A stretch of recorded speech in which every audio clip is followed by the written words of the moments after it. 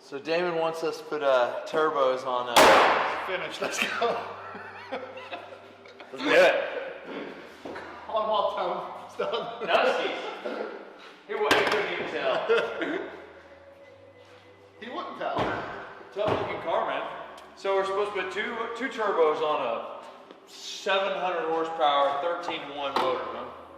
Well, at least there's an abundance of room to put them in, apparently. Yeah. I'll tell you, it's gonna be interesting. That's you your know, problem. yeah, I know, definitely my problem. I've heard that line before, but I'll tell you this: it's like talking on the phone. I really thought they should be hidden and sneaky and down low. Damon definitely wants them. He wants to not be able to see the lane ahead of him, and so we'll give that a shot against my better judgment.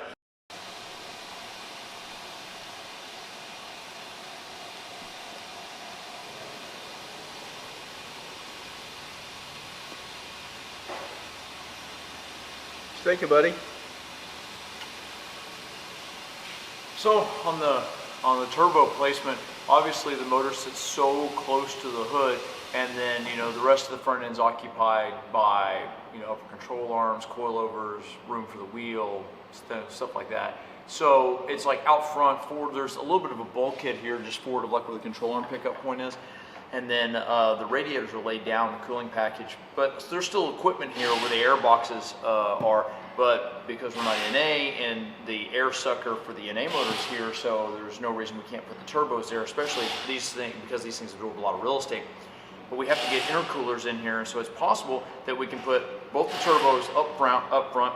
It's a little kind of draggy, but there's a pocket in the hood already that maybe work out well where we don't upset the look of the car, the lines of the car. We can have the turbos just peeking out of the hood rather than hanging out of the hood like some kind of cartoon monster. And then we may be able to real cleanly put the turbos and then directly out of the turbo into the intercooler setup, out of the intercooler right back into the throttle bodies. And then we also may be able to snake the exhaust both from the manifolds forward to the turbo and then out of the turbo back, like really low in the car. So that's my hope going into it, is that obviously, in some of the pictures and the conversations, the turbos were to be mounted really high. It's not something I'm real excited about, but it does look like there's enough room to mount the turbos low in the car, which I think anytime we're adding weight to the car, regardless of the fact that we're going to make more power, I think keeping the weight low and keeping things nice and tidy is really paramount. So that's going to be our first part of our investigation, is really just find out where we have room, where we don't have room, because packaging is going to dictate quite a few things on this one. So the first step really is kind of topically start removing all the plastic and all the covers, and then we'll be faced with either removing the fenders to gain access to the motor, or pulling the subframe and dropping the motor and transmission out of the bottom of it so we can work on those independently. So that's really kind of the first step. Obviously we'll lose the hood, but then it's the determination on whether we're going to take the fenders and the nose off the car or pull the driveline out of the bottom of the car. But the investigation kind of starts here.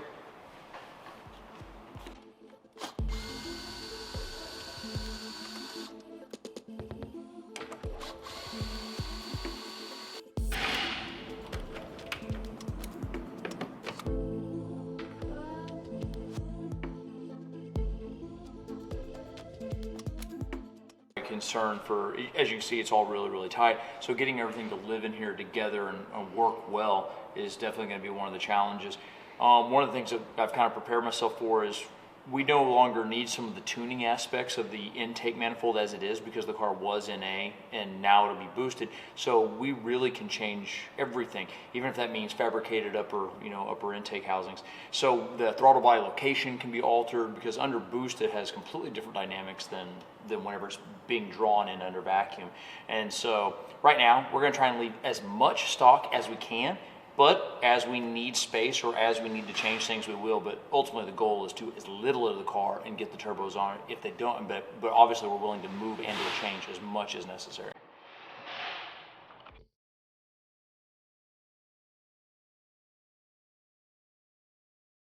Looks like it's two motors.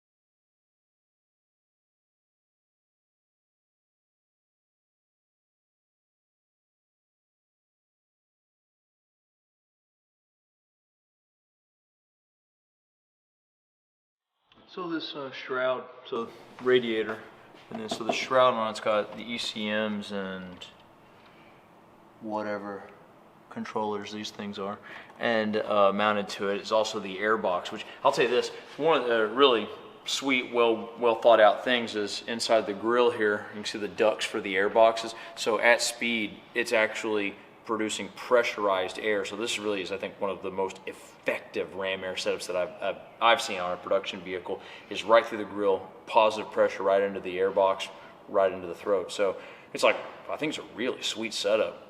We're gonna take it out and throw it away.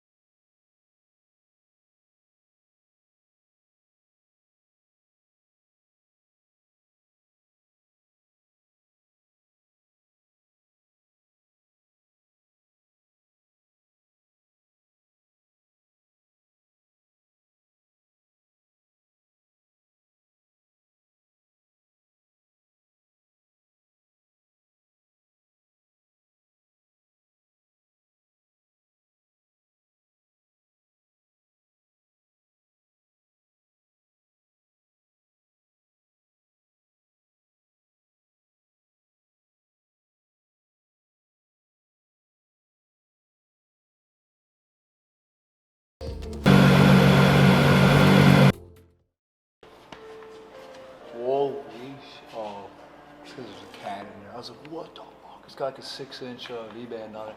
There's a cat up there. Look at all the heat shading. There's a decent amount of room there, though, to be fair. Yeah. To go forward and then come back. Yep. Yeah. Like the tunnel and everything is quite wide. Investigating the layout on the car, where the gearbox is, how much room we have. You know, the right place to put those turbos is right in there. Like, have a look at this. Yeah. That's where turbos should go. And there's plenty of room for it too. Right in there. Looks like subframe on bolt's pretty easy. I'm surprised that the gearbox on the back of the motor. But I mean, look how midship it is though. No, I know. Front of the motors here. You got cylinders to here. Yeah. And then so I mean, it's like look at at wheelbase and look how far you're But like, behind it. it's a short tranny. It's only that wide. So we've got the front end loose, a couple things undone. Obviously the floor tray's off the car on the lift. One thing's obvious.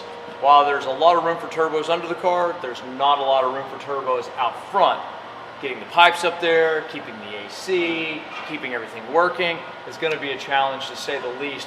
And when you're working inside of a budget, quickly I can see the budget disappearing just based on the amount of work that's here. And they've done a really amazing job packaging the car. And we have a ton of room in the back, but that's not what we've been asked to do. We've been asked to move the turbos up front or through the hood. And we have an issue of getting exhaust to the turbo, exhaust from the turbo back down, air in, and then all the way to the throttle bodies. And then we have to get intercoolers in there. So there's a lot of work that has to go on. But tomorrow's another day, and so we'll go ahead and get the front end tore down a little bit more and see if we can find a route. That's really kind of one of the biggest things right now, is finding out, we can mount the turbos anywhere, but how are we getting to the intercoolers, how are we getting exhaust to it, and better yet, how are we getting the exhaust out of the car. So we're gonna explore a couple options tomorrow. If we need to make a phone call, make a phone call, but ultimately, we'll have a little better idea of what we're up against in fresh daylight.